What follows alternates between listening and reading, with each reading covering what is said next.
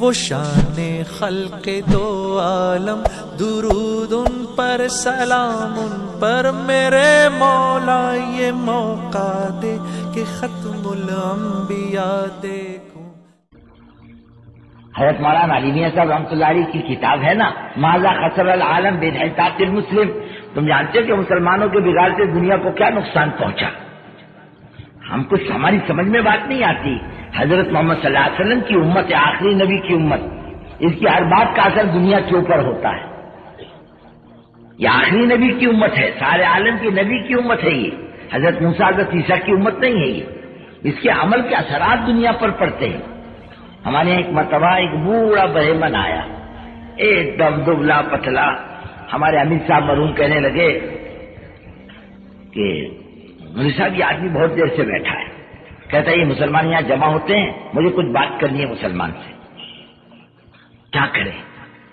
مجھے کرنے دو، دیکھیں گے کیا بات کرتا ہے، کچھ گڑبڑ کیا تو اپنے جواب دیں گے اس کو۔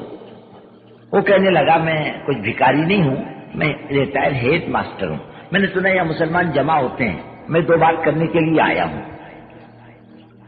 ٹھیک ہے، کیا بات کرنی کر، لوگ جمع ہو گئے۔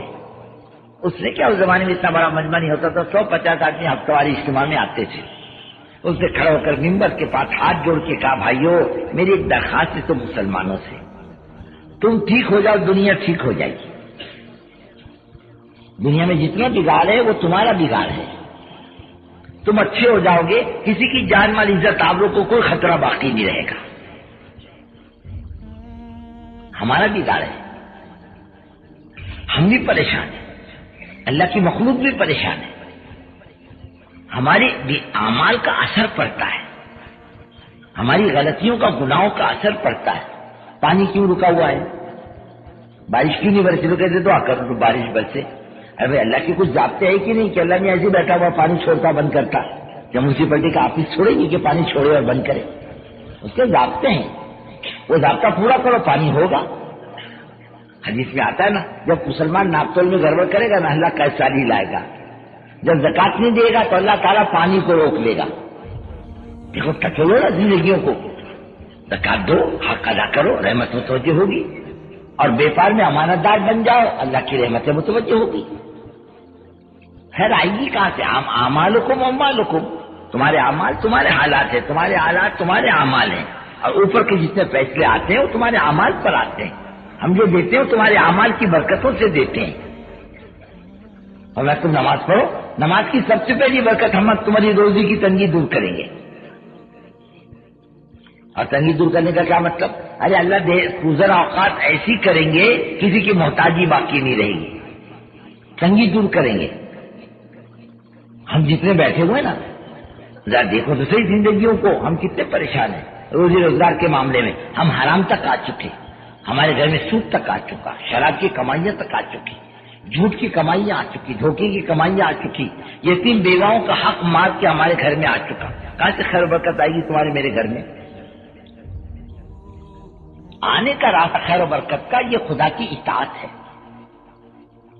اور نماز کے ذریعے اطاعت آتی ہے۔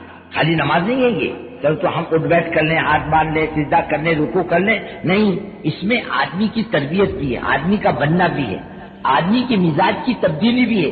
کہتے ہیں کہ نماز اطاعت کو کہتے ہیں، اطاعت نماز کو کہتے ہیں۔ نماز کے ذریعے اطاعت آتی ہے، ماننے کا جذبہ آتا ہے، اور ہمارا تمہارا ایمان کیا ہے؟ سمعنا وأطعنا، سنیں گے اور مانیں گے، اطاعت کریں گے، سمجھ میں آیا تو بھی کریں گے، سمجھ میں نہیں آیا تو بھی کریں گے، اس کو کہتے ہیں اطاعت۔ نماز کے ذریعے اطاعت آئی کہ وہ نماز میں ہاتھ باندھ کے کھڑے ہو جاؤ تو تمہارے امراوتی میں لوگ نماز میں بات کرتے کیا؟ یار بولو نا، تمہاری خاموشی بتلاتی کرتے ہو بات چیت۔ پان کھاتے ہو؟ نہیں پان نہیں کھاتے؟ اچھا چائے پیتے ہو نماز میں؟ نہیں۔ تمباکو کے ساتھ دل لگتا، سستی نہیں آتی نماز میں، کھاؤ تھوڑا سا تمباکو، اپنے ہوٹ میں تمباکو دما دیا، نیت باندھ دیا، اللہ اکبر، کہ بھائی نماز ہوگی کیا؟ ہاں نہیں ہوگی۔ اپنی مرضی سے اچھا تحیات پڑھنا گناہ ہے کہ درود شریف پڑھنا گناہ ہے؟ ارے بولو نا، ثواب کی چیز ہے نا، گناہ کی چیز تو نہیں۔ لیکن فرمایا دیکھ الحمد کی جگہ پر تحیات پڑھے گا نا یہ گناہ کی چیز ہے، اور تحیات کی جگہ پر الحمد پڑھے گا تو بھی غلط ہے۔